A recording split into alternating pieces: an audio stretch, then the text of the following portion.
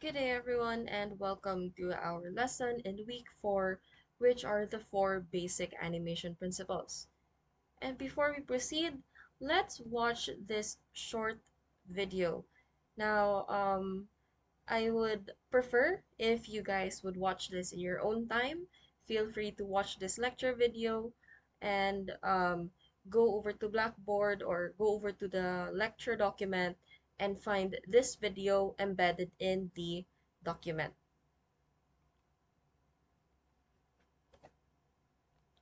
So in 1982, animators Ollie Johnston and Frank Thomas introduced the 12 principles of animation. These 12 principles were derived from analyzing techniques employed by Disney animators over the years. Despite being formulated over a decade ago, these principles exhibit enduring relevance and adaptability to contemporary animation methods. Their enduring applicability extends beyond traditional movie animation and cartoons, encompassing a broad range of projects. So regardless if you're working with a tablet or a pencil, these principles serve as a valuable starting point for animators. So what you can learn from this lesson does not limit itself within our subject of 2D animation. As you proceed with 3D animation and as you proceed with the different types of animation, for sure, these basic animation principles will be used and applied in order to improve your animation outputs. So these 12 basic principles are all found in The Illustration of Life, which is a book made by Frank Thomas and Ollie Johnston. So why do we need to discuss the 12 principles of animation? So first and foremost, these 12 principles of animation were derived from analyzing the works of Disney animators. Disney has been the gold standard when it comes to quality of animation. And Frank Thomas and Ollie Johnston realized that through all of the animations produced by Disney, these 12 principles were consistently there. Animation is also an evolving field, and new technologies and techniques continually emerge. If we stick with just purely traditional animation, the principles of traditional animation, you would get behind eventually. Even if you were to say that you are going to stick with 3D animation, who's to say that a new animation style won't emerge in 5, 10 years' time, which may render 3D animation useless? So while the style of animation or the medium of animation may change, these 12 principles will always stay consistent because they are the solid foundation for continuous learning and adaptation in industry trends. These 12 basic principles, or these 12 principles, allow animators to convey emotions through characters' movements effectively.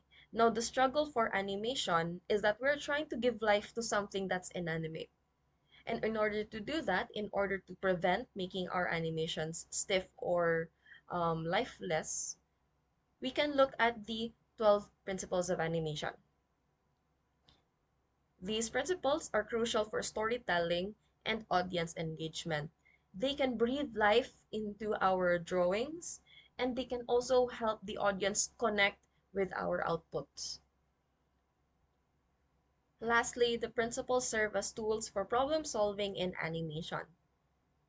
Like I said prior, when it comes to bringing a character to life, there comes issues such as making them too stiff, too robotic, or maybe even treading the uncanny valley. So the 12 principles of animation can help the animators go through those issues and help us create a animation or help us create a character that has life, that can depict a complex action without sacrificing the way the audience can perceive the character. So while we did talk about 12 principles of animation, today's lesson is about the 4 basic animation principles.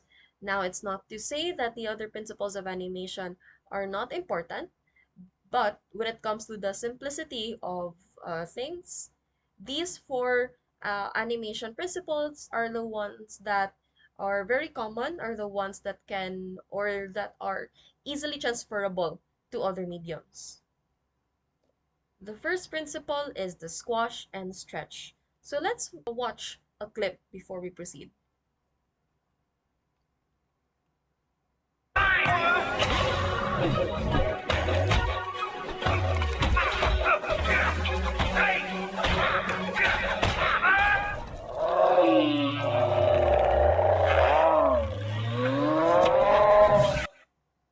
So in that short video, one can say that the application of the squash and stretch principle was shown in the way the two characters fell down the stairs. So before we can really analyze it, let's first define what squash and stretch is. So squash and stretch is very crucial when it comes to depicting motion because it shows the exaggerated tendencies of the body when it's in motion. So let's do a quick review. There are two types of energies for our body when it comes to movement, kinetic and potential. So kinetic energy is the energy when your body or when an object is moving. Potential energy is when the object is still. Squash and stretch takes advantage of this kinetic energy. It emphasizes the movement and it also emphasizes the transition from potential to kinetic and kinetic to potential. In doing so, it exaggerates. When something is falling, the descent to the ground can be exaggerated by stretching the character. And at the same time, once it makes impact with the ground, once it starts, or once the kinetic energy turns into potential energy, then it squashes, as if one part of the body has stopped, but the others or the other parts are still catching up to the halting motion. So the squash and stretch is really helpful when it comes to enhancing character actions, facial expressions, and gestures. When you do squash and stretch in 3D animation, it's a bit different because there are rigging involved. But with the help of a quick balance of rigging and manual manipulation of your character model, you can still apply this principle. So even projects prioritizing realism benefit from squash and stretch for the dynamic motion as seen in Disney's Tangled. So the bouncing ball is the best way to illustrate squash and stretch. So here in the first part, or in the first arc, we can see the ball still in motion, still up in the air, but once it starts descending into the ground, there's a little stretch. We can see that the proportions of the ball became distorted, and once it actually hits the ground, it really did squash. So as if it bore down the weight of its entire weight. And once it leaves the ground, it's as if there's still a pull from the floor that's trying to stop it from going up, which is why it's stretching up. Now we have a very quick video on the squash and stretch principle, although I would like to ask you guys to watch this on your own. You can either see this, you can find this video in YouTube, or you can open this presentation in our lecture document because this presentation is embedded there. Next principle is the principle of anticipation. So here we have a short clip. Let's watch it together.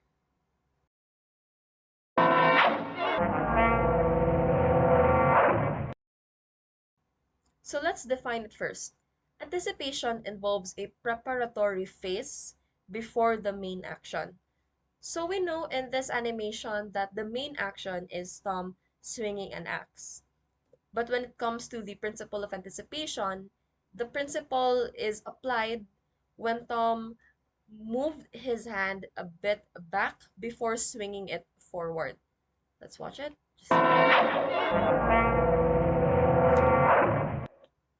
So there. We can see before Tom swung his axe, he moves the axe, or he moves his hands and the axe a bit back first before swinging it forward.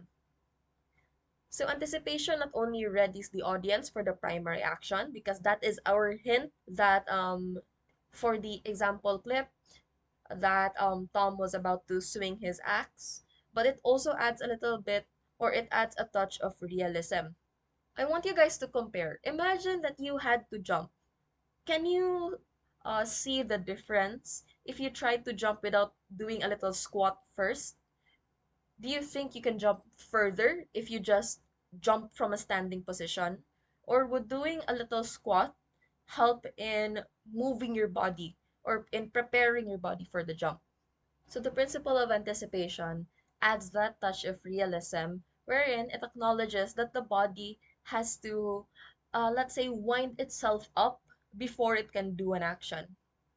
For example, if you want to draw a character, or if you want to animate a character shouting, rather than immediately draw them from blank face to like a wide open mouth, face scrunching, and then let's say shouting lines, you can have them take a deep breath first, recline their head back, and then once they shout, move their head forwards.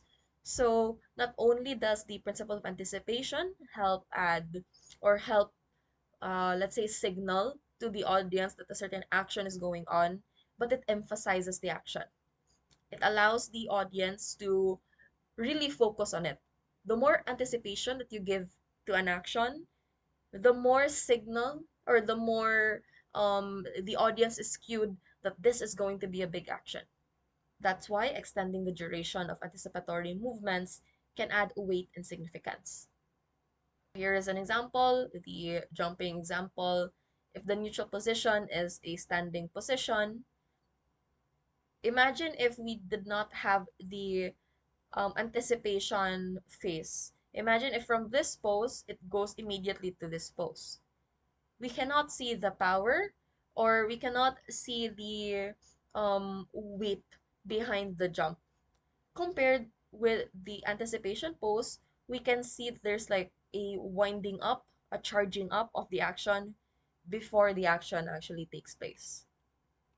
So there is a video.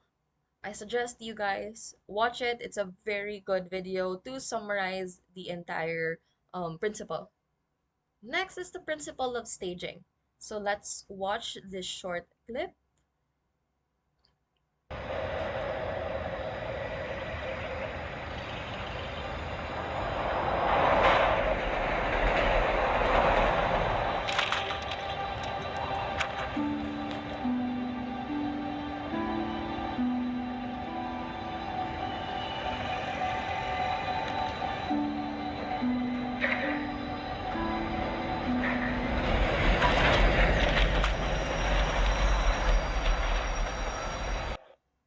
Okay, so let's pause it right there and let's proceed.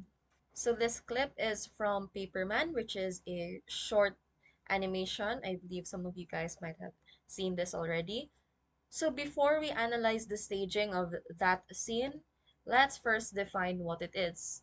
So staging contributes to an effective storytelling and animation, wherein this principle implies that the position and every action of the character is intentional when it comes to the contribution to the overall narrative.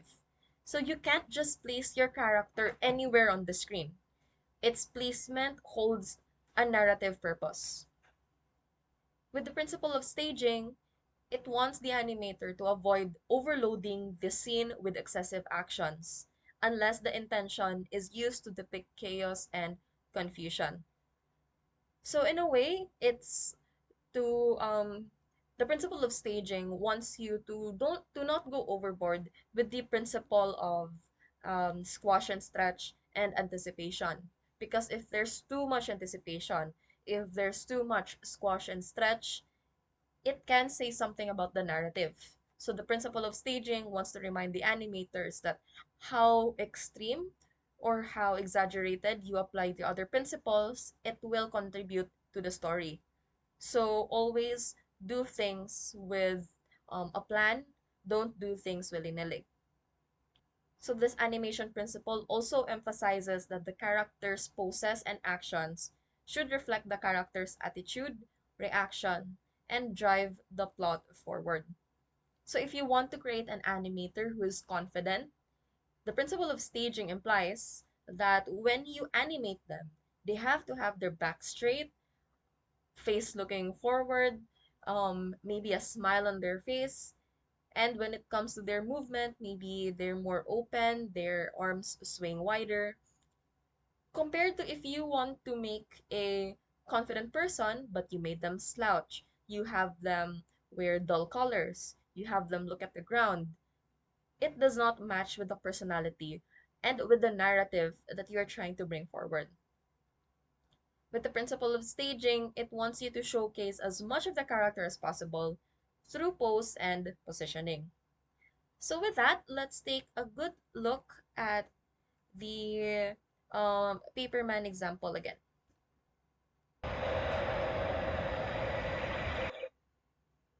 So here in the positioning alone, we can see that um, our main character here is placed on the left side. Aside from the good positioning of the title, which is on the right side, it can imply that something will happen on the right side.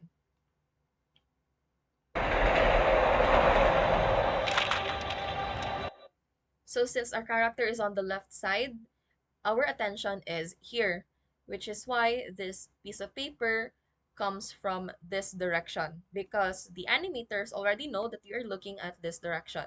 If that paper came from this direction, it would still work, but it would imply something else. In this case, we can see that something is going to happen and it is trying to intrude itself into our main character's personal bubble. So let's look at this one here. You can see that the paper lingered a little bit on the right side, which implies that someone will or something will fill up this space eventually, and here comes that someone. So our character looked at that direction, which encouraged the people or the audience to look in this direction as well.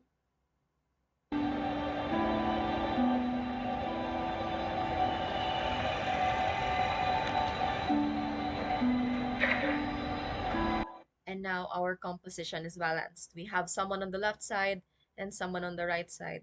Now let's look at the pose of our main character. So here we can see that his expression is pretty bored, um, half-lidded eyes, slow blinking, so he doesn't care. But when this other character here, yeah, and little fidgeting, so we can imply from his actions that he's now conscious of the way he stands, of the way he acts. So parang may scrutiny na, which implies that the impression of the girl towards him is important. So yan. In those, I guess, 25 seconds, we can imply something from the story despite having no dialogue. So staging also wants you to arrange your assets in a way that can bring the attention of the audience towards the important part. So the first one is considered bad staging. So this isn't a bad staging in all, let's say, applications. Some scenes might require this type of staging, especially if we're talking about confrontation, because in confrontation we want to see our characters go up against each other. So if you want to see a balanced fight, we can use this type of staging under the bad staging example. But in this case, if you want to show a conversation between friends, then the staging on the right is considered better because it shows a more open position and at the same time it involves the audience in the conversation. With the example on bad staging, we can only see half of our characters, so it's as if something is obscured from the audience. So kindly watch this video to do a quick summary or to quickly summarize the principle of staging. And last, we have pose to pose and straight ahead. Now, these two are animation techniques and are considered one. So this is not principle 4 and principle 5. Both of them are considered principle 4. So I don't have a animation to match or to represent this because this principle is more on how you make your animation. The pose-to-pose technique involves mapping out the start of the action first, the end frame, and then the major keyframes in between.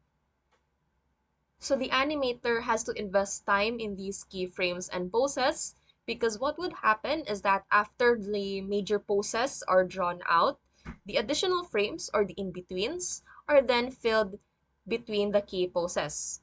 So these additional frames are either filled out by another animator or by a computer program. So some of you, or all of you, I hope, are now familiar with the function of tweening. So tweening is the computer's way of trying to fill in the frames between two major keyframes. An advantage of post-to-post technique in animation is that it enables better control over size, volume, proportions, and is very helpful when it comes to emotional and dramatic scenes. So if you're going to animate something that is a bit slow, that involves a bit of control, then the post-to-post technique is the helpful technique here. Straight ahead technique implies that you start from or you start with the first ever frame and then you move on to the next frame, to the next frame, to the next frame, to the next frame, to the next frame until you reach your desired end frame. So each frame is drawn in sequence, and because of that, frames are often blended together. An advantage of the straight ahead technique is that it brings a spontaneous energy to the scene because you don't know what would, or um, you as the animator, you can decide on that spot what would happen to your character compared to the pose to pose wherein you have already mapped what's going to happen at the end, what's going to happen in the middle, and etc. Now, a disadvantage with straight ahead is that it can sacrifice some size, volume, or proportion to the model, but these distortions can be helpful when it comes to emphasizing fast action scenes or exaggerate the emotional impact of certain scenes. So here we have a animated example. So in pose to pose, we can see that it's very solid, it's very consistent, it's very technical and it's clear, and this is also called the academic way. In contrast with straight ahead, it's very spontaneous. We can see that there is a bit more freedom when it comes to what happens in between the frames. It's also very unpredictable and sometimes it's called the fun way. Now, whatever animation technique you choose, it's not to say that if you are the type to do pose to pose, you can never do straight ahead. If anything, the fourth principle wants you to balance these two techniques. Know when to do pose to pose and know when to do straight ahead. A disadvantage with straight ahead is that, especially if you're working with limited frames, you might end up needing more frames or you might end up having too many frames left. And then you'd end up trying to fill in between those frames. At the same time, with pose to pose, you might end up making a very rigid animation. So the idea there is you try to find a balance. Try to find a way that you can execute the action of your character while also giving it life. So I want you to watch this video that can summarize the pose to pose and the straight ahead principle.